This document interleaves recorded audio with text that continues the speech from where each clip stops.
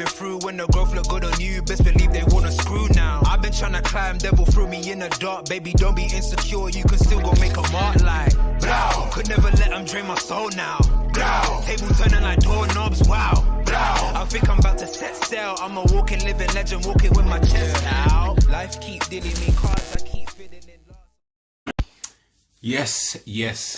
Yes, people, we are back, and we are back in the building, guys. Before we even touch on everything, please make sure you like, please make sure that you subscribe to the channel if you haven't done so already. We're getting close to that 150 subscribers, so I just want to say thank you, and I appreciate everybody who has already subscribed to the channel. So let's get into it, man. Let's get into it. You know, the Liverpool Wolves kind of post-match review, and everything just, you know, kind of surrounding that. You know, FA Cup third round, 2-2, meaning that Liverpool will have to face off against Wolves at Molineux in an FA Cup replay. We already, you know, I don't want to get too bogged down into, you know, the whole replay thing. I know a lot of people have a lot to say about it. In regards to like a replay, personally, my own opinion, which I feel is shared by quite a few people, is that, you know, having a replay isn't really beneficial to anybody, to be honest with you. You know, we're already in a congested, you know, fixture list, you know, especially this season with the World Cup and everything midway through it. You know, I just feel like it wasn't really needed, if I'm being totally honest with you. You know, I felt like this is one of them kind of competitions, and again, you know, without disrespecting the FA Cup, because, you know, I don't want to disrespect, you know, such a traditional competition at the end of the day. But, you know, ultimately, this is why so many managers, this is why so many players, this is why so many people, fans around, you know, the UK especially, you know, this is why they have this kind of stigma against the, you know, the FA Cup and the Carabao Cup and things like that. Because, you know, it's, unfortunately, the Premier League is the biggest, you know, you know, it's one of, if not the biggest, you know, league in, you know, in the entire Europe, to be honest with you. So, you know, where it's got that level of importance, that's been placed upon it, whether you agree, disagree, irrelevant, that level of importance has been placed upon it. So where it's been placed upon it, it's like we're in this kind of situation where everything else is then secondary. So again, like I said, all the cup competitions,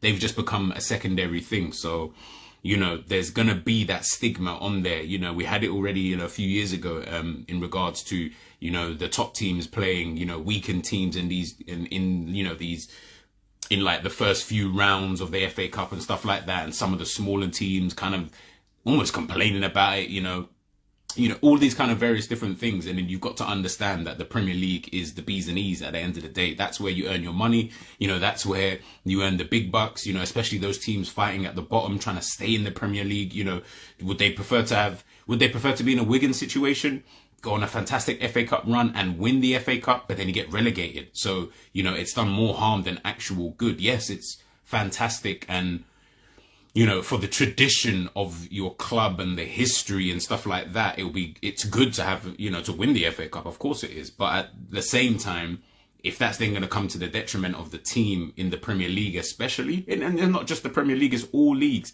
you know, there's such a financial impact on getting relegated and being promoted and winning the Premier League and finishing in certain positions and stuff like that. You know, there's a massive difference. So, of course, you know, there's going to be that stigma placed upon the FA Cup. So, for me, scrap these replays, man. Just go, even if you have to, heck, bring back golden goal. Yeah, do you know what I mean? Like, whatever you got to do, it's got to finish on that same day/night. It can't be something that we're trying to fit in, because that's then going to come to the detriment, you know, of the Premier League. And teams and managers are going to start sitting there thinking, well, the reality is I'm going to pick the Premier League over the FA Cup or the Carabao Cup at the end of the day. So, you know, that's just my 2 cents, you know, on that. But to the game, obviously Liverpool, you know, another game, another poor performance, on the whole from the Reds. I don't know, man. I feel like at this point, I feel like Liverpool are almost doing it on purpose, just to hear me moan. just to hear me complain about, the team and the manager and, things that's going on around the club and, all that kind of jazz. But ultimately, at the end of the day, I'm a Liverpool fan, so I'm going to have to speak on these kind of things. And, at the moment, watching that game back, we started with a strong lineup, Cody Gakpo as well, new signing, was able to get his first start for the club. So we'll start off with Gakpo. I saw a lot on social media, especially, and at the end of the day, social media, especially Twitter anyway, Twitter is kind of a place where don't take anyone's opinions personally and don't take it as gospel at the same time. It's Twitter at the end of the day. So, take all of that with a pinch of salt. But at the same time, it's become a hub. It has become that community hub now, especially in the football world where, opinions and conclusions are always seemingly kind of drawn out there, kind of thing. And because it's a great place for conversation, that's going to be the place that, people are going to start with. And I saw on Twitter last night, quite a lot of people were getting on to Gakpo, which in terms of, I saw a few people, not a lot, but I saw a few sections of fans and stuff not just Liverpool fans, rival fans as well, where they were just kind of like, oh, thank God, you guys signed him and, this, that and the third and, what does he offer and, all that kind of stuff. And, in regards to that, I will touch on that anyway, but I feel like it was his first game. The team is crap at this current moment in time. They're not in great form all season. Forget even just the last couple of games, just in terms of a season, they're not in really good form. You've come into a crazy kind of atmosphere and stuff like that, within the squad. So it was always going to be kind of difficult. And obviously if we'd won 4 or 5-0 then, and he chipped in, of course people will be like, oh my goodness, he looks great and stuff like that, which is obviously the other side of the extreme. But when you're looking at it from the perspective of Liverpool had another poor performance and he just happened to be a part of that, questions and stuff like that of course are going to be asked. And of course with Nunez and how he's kind of began life at Liverpool with everything kind of surrounding him, some people just looking at it thinking, oh my goodness, is this another Nunez type of situation where it's almost that kind of yeah, he's alright, but this, that and the third, and is he going to be able to do this? He's going to be able to do that. I saw a lot of people micro-analyzing his game and stuff. I'm willing to give this guy time, a bit more time, to kind of bed himself in. What I don't agree with is when people say, oh yeah, but if he was coming into a fantastic team, then things would be different, blah, blah, blah. I don't really buy into that, to be honest with you. At the end of the day, you come into whatever you come into. If you're good, then you'll show your qualities. If you're not that good, not to say that then means that if you are good and you come into a crazy atmosphere and a crazy team who's not really performing well, that it automatically means you're shit. It's not even that. It's just more of a case of, I guess people are more willing to give you the time. And I think that's what it is with Gakpo. But, as a first game, it started off brightly. But, and I go back to what I just said about, the what does he offer thing. That was one of the things that I wanted to see anyway. Of course, it's going to be difficult to try and see that again in a game that Liverpool played poorly in, I guess. But at the same time, that's probably where I'm going to be judging you the most, if I'm being totally honest with you. I'm not trying to judge you when everything's all happy as Larry and, this, that, and the team is all fantastic and you're just able to just come in and do your thing and then leave. No. I want to see what you're like when the team's under pressure. I want to see what you're like at home, under the lights, against a decent Wolves side, what it turned out to be anyway. I want to know, how do you deal with that? Because there's going to be some level of adversity during your period of time here. Unfortunately, that just happens to be now, but I want to see how you fare, within that. And it's a tricky one, watching in the first game, he didn't play poorly or nothing like that. I just was a bit like, meh.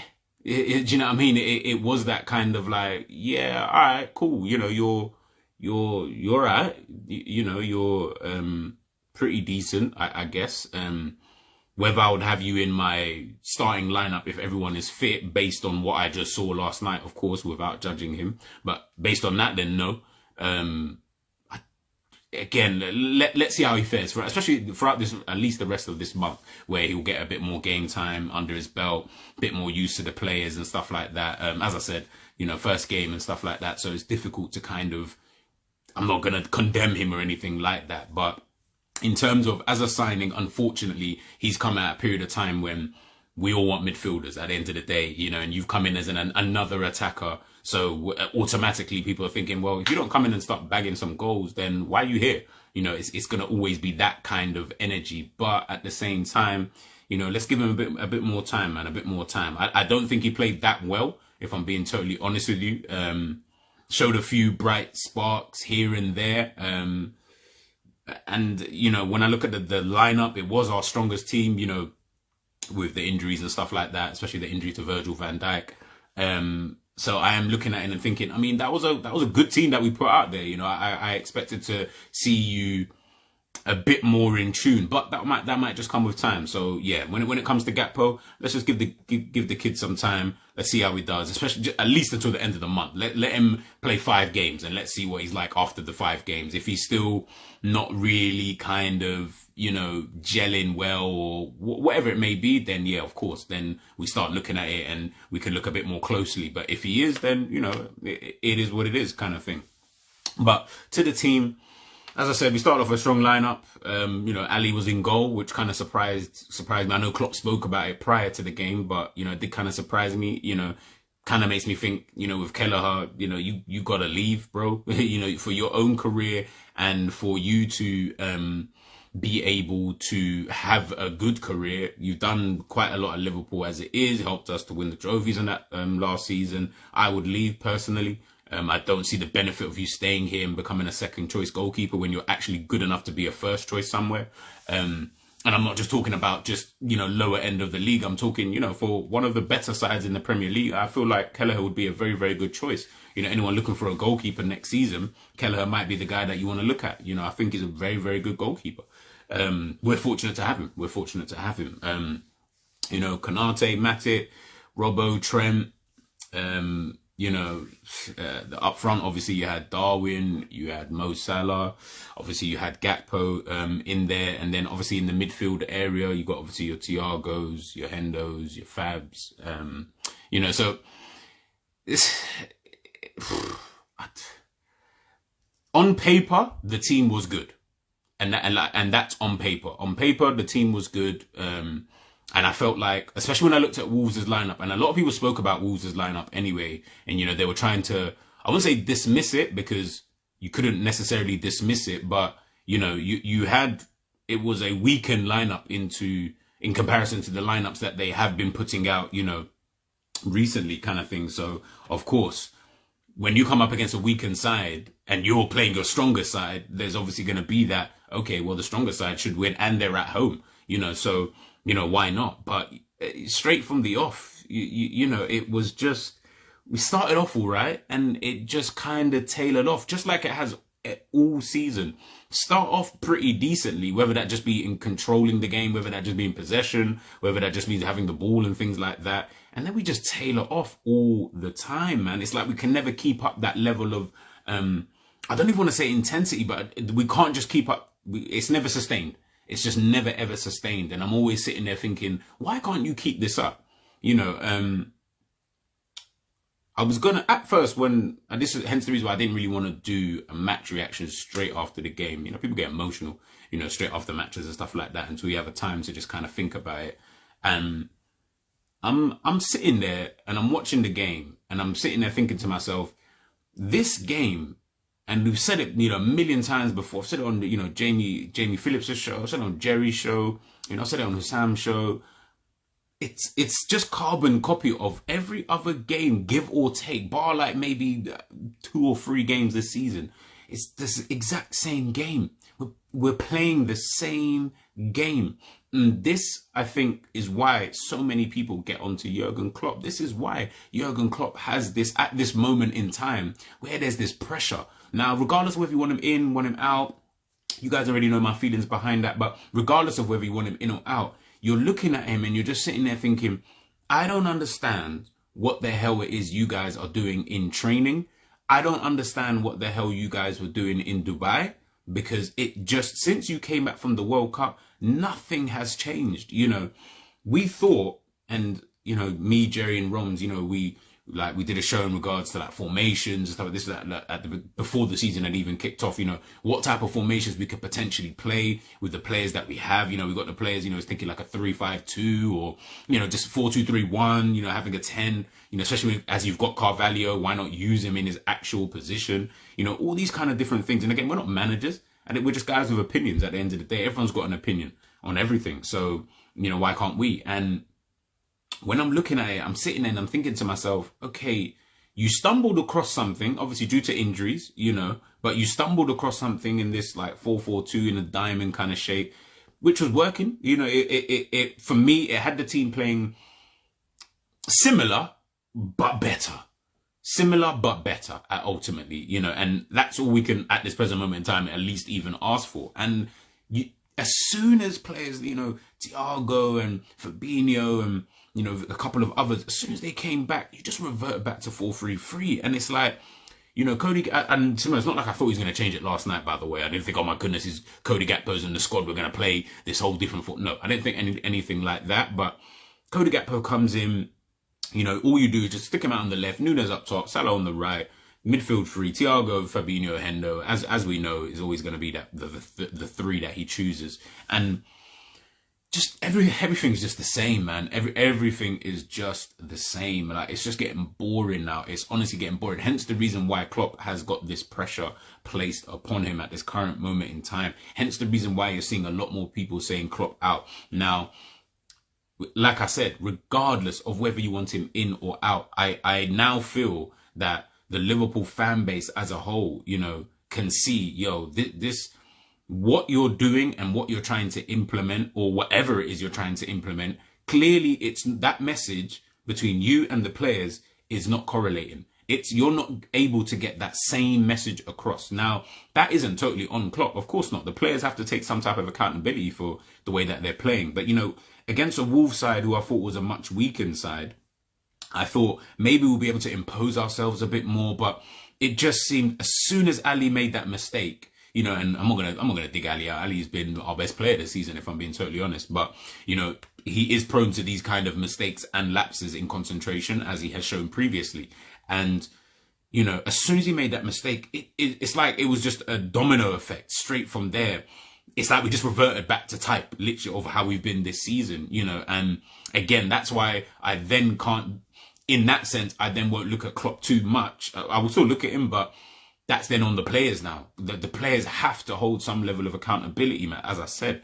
And, you know, honestly, it's just boring watching this team and watching how it's just the same thing over and over and over again. I'm watching the same game. I've said it before. I could take any game from this season, plot it into anybody and tell you this is exactly what we're going to do. This is how we're going to play. This is more or less what's going to happen. Scorelines might be a little bit different, but in terms of the general play, this is exactly what's going to happen. It's just whether or not we're able to take our chances, etc., etc. Obviously, Darwin Nunez getting himself a goal. You know, brilliant cross by Trent Alexander-Arnold, who has obviously improved since the World Cup. Maybe that rested him good. But he's probably been our best defender, which is ironic, considering how, you know, he started off the season. But, you know, he played well.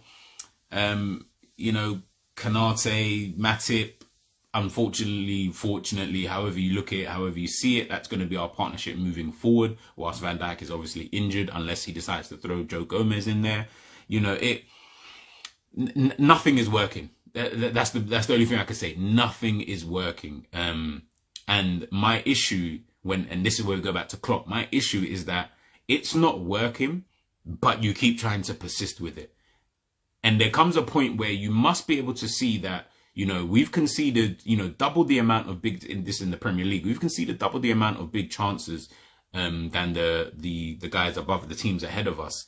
Surely, even if you just took that stat itself, surely that then must give you some level of indication. Okay, we need to find a way to play that doesn't leave us so open. Forget the midfield issues and whatever, we'll get onto that. But forget, yeah, cool. We need a new midfielder, or we need in my opinion, three new midfielders, you know, blah, blah, blah, blah. We all know that. That's fine. No problem. If Klopp, which he has said on numerous occasions, trusts in his players, you know, thinks that he has enough in his squad, in his team, to be able to implement whatever it is he's trying to implement. Surely by now you've seen that this is just not working. We are conceding way too many chances to every team. This isn't just like, oh, against Man City, against Arsenal, you know, against the Uniteds, the Spurs or whatever, we're just conceding chances. Okay, but everyone else we're not. Fair enough. Do you know what I mean? Then it's a case of how to play against just, you know, the big six, so to speak, if you want to call them that. But this is against everybody. Like every team that we're playing, we're just conceding chances. We have just been so lucky in so many different games where we haven't lost because that other team doesn't have someone to put the ball in the back of the net. But then, you know, sometimes we're gifting goals. Do you know what I mean? It's just mind-boggling watching this team and watching Klopp come out every single time. And, you know, I know he's getting fed up of having these questions asked, you know, in regards to like midfield. And, you know, he says it's a team issue. And I agree with that to a certain extent. But that's then on you at the same time. If it's a team issue, you need to sort that out. You're saying it's a team issue, like we're us as fans or journalists or whoever asking the questions, like we can do anything about that. Only you can sort that out, mate. Do you know what I mean? Only you can sort that out on the training pitch or, you know, in games tactically and your substitution, whatever it is, you can sort that out. You can. And if you can't sort it out, find someone who can. You know, and that's just kind of my motto at the moment. Hence the reason why I say, whether you want him in or out, you've got to understand that there is an issue, you know, right here. You know, it's since we won the Premier League, I felt like performance-wise, and people keep pointing to, oh, we almost won the quad and we were a goal away and blah, blah, blah, blah, blah. Ultimately, we didn't. Ultimately, it didn't happen, guys. It was just a wet dream that we had fun in, but ultimately, it was just a dream. You know, and it didn't happen. So we need to start looking at the facts and why didn't it happen? Why is it a constant thing that we keep finishing second? What is it within our makeup? Is it just pure luck? Is it just we are so unlucky? We happen to be the unluckiest team in the world that we continuously keep finishing second to this Manchester City side. And, you know, we can never really get over the line. Klopp's been in 4 European finals and only won 1. He's only won 1. 3 Champions Leagues and a Europa League. He's only won 1.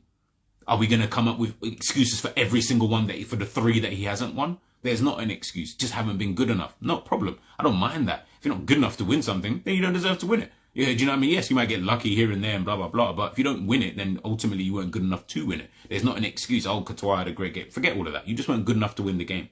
You know, and this, you know, it's just been pushed onto this season. And I felt like, especially with like last season, we were having a lot of performance like we saw last night against Wolves. I felt like we had a lot of those performances, but individual quality was able to get us out of these situations. A Mane goal, you know, Diaz later on in the season, a Salah wonder goal, you know, these kind of, you know, the attack was kind of saving us, you know, in essence. Now, I don't know what the stats were in terms of like chances we were giving away, but I always felt that we were kind of easier to play against. And if you've watched Liverpool, you will notice that we have been easier to play against since we won the Premier League. Again, there's going to be excuses. You're going to hear the Liverpool content creators. You're going to hear the fans. You're going to hear certain sections of the fan base. Oh, but we've had injuries. And stop the excuses, guys.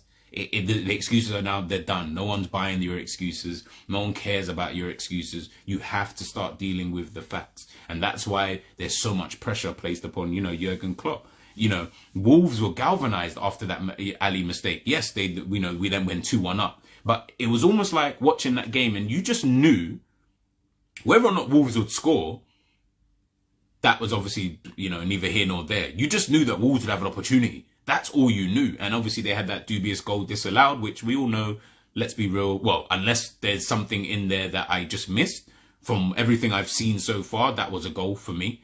So Liverpool should have actually lost that game. I don't think a draw even would have been a fair result, to be honest with you. I felt like Wolves just edged it for me. Not by miles, but they did just edge it. And the worst thing about it is that when you're watching it, when you're watching these kind of games, and when I did watch the match last night, it's not even like individually everybody's playing super shit. Then you can maybe even say, yeah, this guy's just rubbish. And that obviously, yes, certain players are playing poorly and stuff like that. But it's not even like they were playing super shit. It's just something in what we're doing. It's like we've just been embedded with a virus, and you know, whatever we do, however we try to change, like whatever we try to do, it's just not going to work. So it's something that we then need to change up what it is that we're actually doing, and that's just how I feel at the moment. You know, watching Liverpool this season, and that's why I'm like, yeah, I could have come on here and I could have started speaking like, yeah, man, Klopp this and Klopp that and blah, blah, blah. And obviously that's the trending thing to kind of do now. And obviously I still have my opinion on Jurgen Klopp, which obviously most of you will know anyway. But ultimately I'm looking at these players and I'm saying, at some point in time, he's got to drop certain people. He's just got to drop them. Because you cannot keep playing these guys. It doesn't always work. And to be honest, I don't even really see it working where you just play them back into form. Because how long are you willing to wait until they get into some level of form? We got excited. The fan base was getting excited because they saw Fabinho have a couple of good games. They weren't good games. That was just because he's been playing so rubbish. Like his level had dropped so badly that now we're just looking at anything that just looks better than what you did. Oh my goodness, he's back to his best. Oh, he must be amazing. Trent the same. I don't think they've been playing excellent or anything like that. They've just been playing a lot better than, what they were doing previously, because what they were doing previously was embarrassing, to a certain degree. And that's just where we're at this present moment in time. That's why with the result, I'm not even really surprised. I wasn't surprised during the game. Everything that we've seen this season, we just saw it again last night, and we're probably going to see it against Brighton, away next week. And it's just continuous. You need to change it up. And I'm even getting bored saying it because I'm saying it every single week, every single game. Even when we win, we look poor. Beat Leicester, we looked absolutely horrible, in my personal opinion. Super duper lucky to even get through that game with 3 points. But guess what? You get the 3 points, nobody cares. Everyone just moves on with their day. It is what it is. You have those kind of games. And even when you're playing well anyway, you do have those kind of games. Maybe not as bad as Leicester, but you will have games where, you're not going to be playing your best. That's fine. That is absolutely fine. But this has been going on since the beginning of the season. Again, opening day against Fulham, we just looked off it and I thought, maybe it's just the opening day, maybe it's just Fulham were just buoyant, just come up from the Championship and blah, blah, blah, all these kind of things. Again, me trying to make excuses. Little did I know how it was going to look like now, sitting in 6th in the Premier League. And if Brighton beat us, I believe they go above us, and we're playing against a Wolves side, I think sitting in 19th in the table, so, I'm looking at this and I'm thinking, Jesus Christ, man, it's, if you guys are not going to be able to, as players, if you cannot get yourselves up for games, or if it's just a case of you're tired of the message, being given, there needs to be a conversation. And I just feel like maybe it has been had. I don't know. I'm not psychic and I'm not there at training with Klopp or Pep Yinders, so I ain't got a clue. Maybe it has happened already. But for me, there's got to be something that just needs to be done. And I'm looking at Klopp and I'm looking at the players, and there's a massive disconnect, and you can see it. I'm sorry, but if people don't agree with that, but ultimately you can see it for yourselves now. When I was not screaming, but when I was saying about, I do think that Klopp has come to the end of the cycle, in regards to just everything he has done up until this point and stuff like that. And I feel that, we need someone who can lead us into a new direction, whether that's with new owners or not. I just feel like there is a lot of managers, good managers out there, even managers who are in jobs I feel we can entice to come anyway, but just managers who can show me, and because of how football has moved over the years, I need a manager who can change it. Things are not working this way. Cool. I've got this. Don't worry about it. We can change it up in this. I can figure out a way to be, back at the training ground and stuff like that. We're going to find a way in order for us to not be so easy to play against. And at the moment, we are very, very easy to play against, and Wolves just kind of took advantage of that last night. And as I said, in my opinion, they deserve to win the game.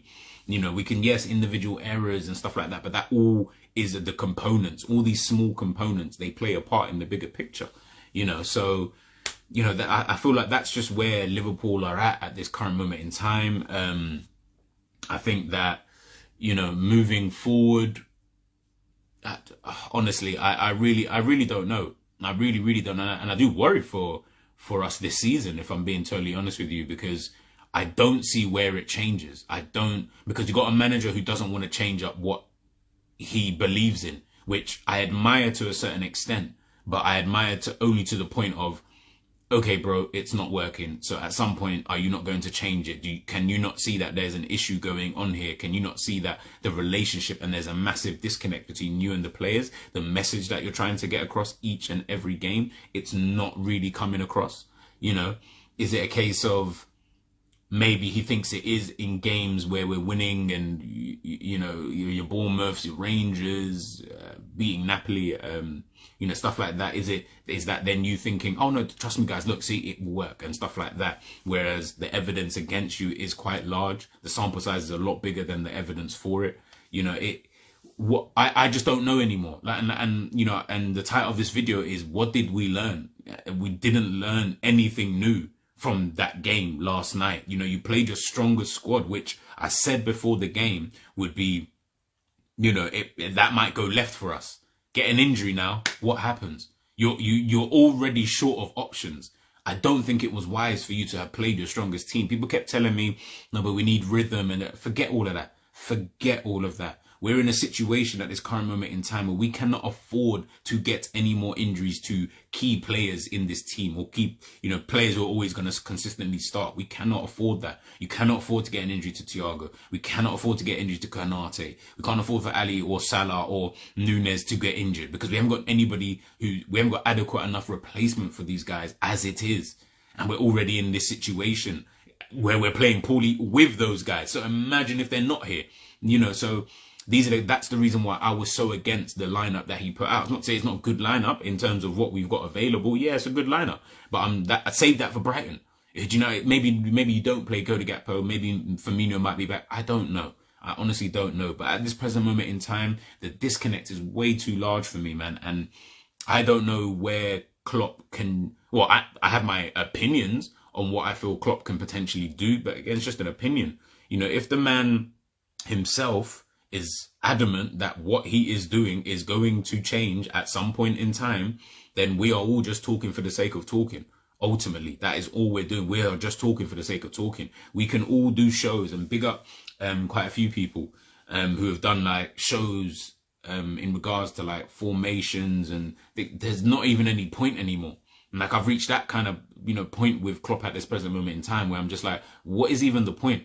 Like, we can keep saying this, and he's got to do that, and maybe we should try this formation, and blah, blah, blah, blah, blah. But ultimately, if he doesn't think that anything needs to be changed, if he doesn't really believe that he necessarily needs a midfielder, like I said, actions speak louder than words, man. People keep saying, oh, FSG this and FSG that. And again, that's a separate conversation, but you have to look at what your own manager is doing. We cannot keep blaming all these other things. Pep Yinders today, and it's FSG tomorrow, and it's, I know, Julian Ward another day, and it's we haven't got no doctor, and all these kind of various different things. But you're not even looking at the man himself, the guy who's picking the teams half the time. You know, the guy who's making the substitutions, the guy who's coming out at the end of games and is talking in a way that sounds quite defeatist.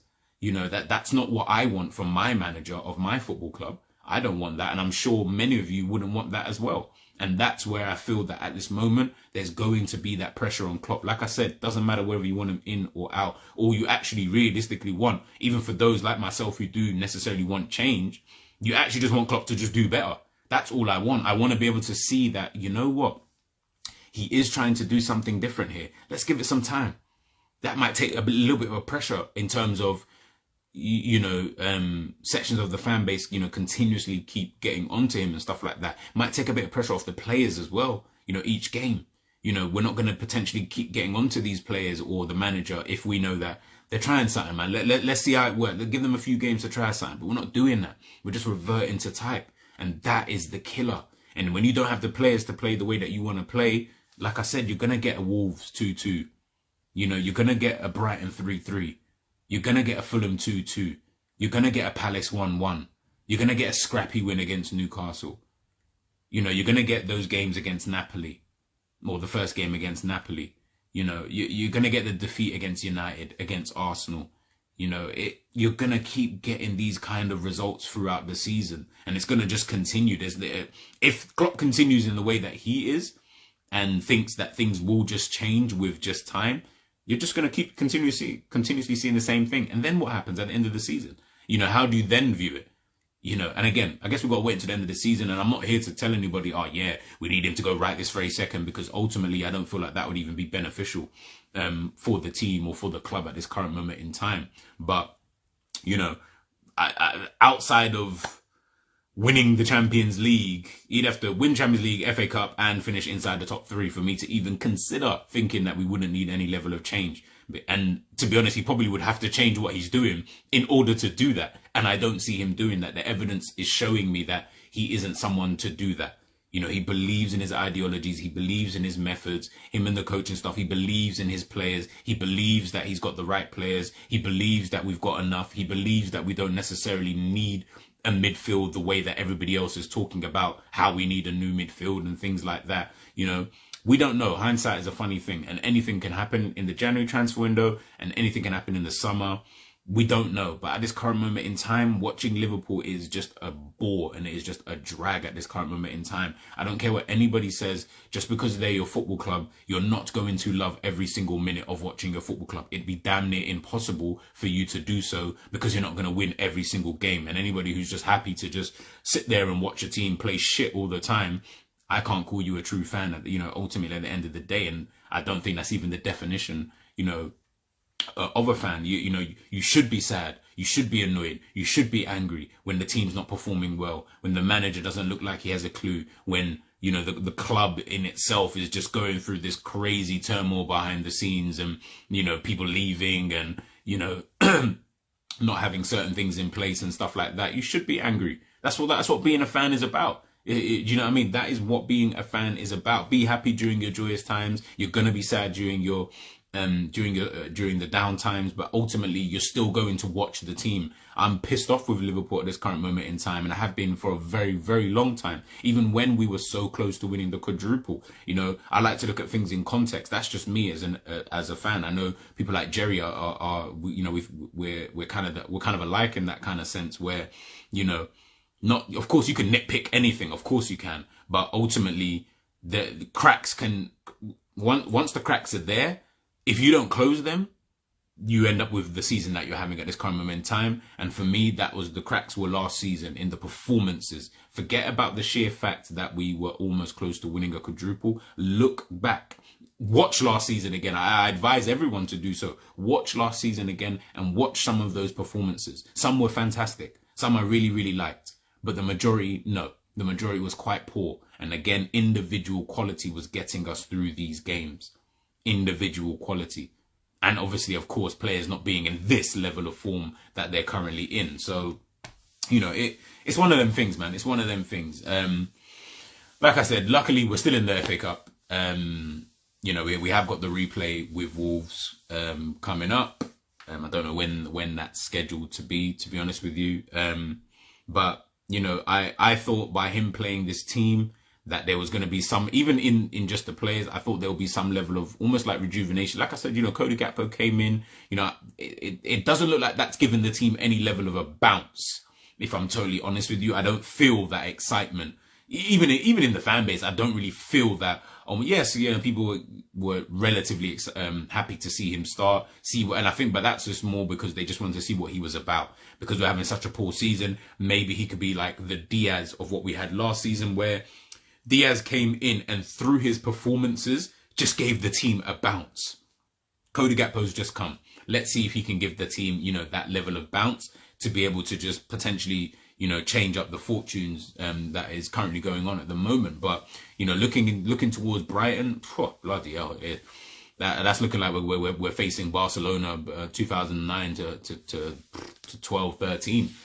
To be honest with you, you know, it's looking kind of peak. If I'm being totally honest with you, you know, it's just looking like this could, you know, be problematic for Liverpool coming up against a team who are well drilled. And that is the key. When we come up against teams who are very well drilled, we will struggle regardless of anything. Whether we win or lose, we'll wait and see on the day. You know, we could win.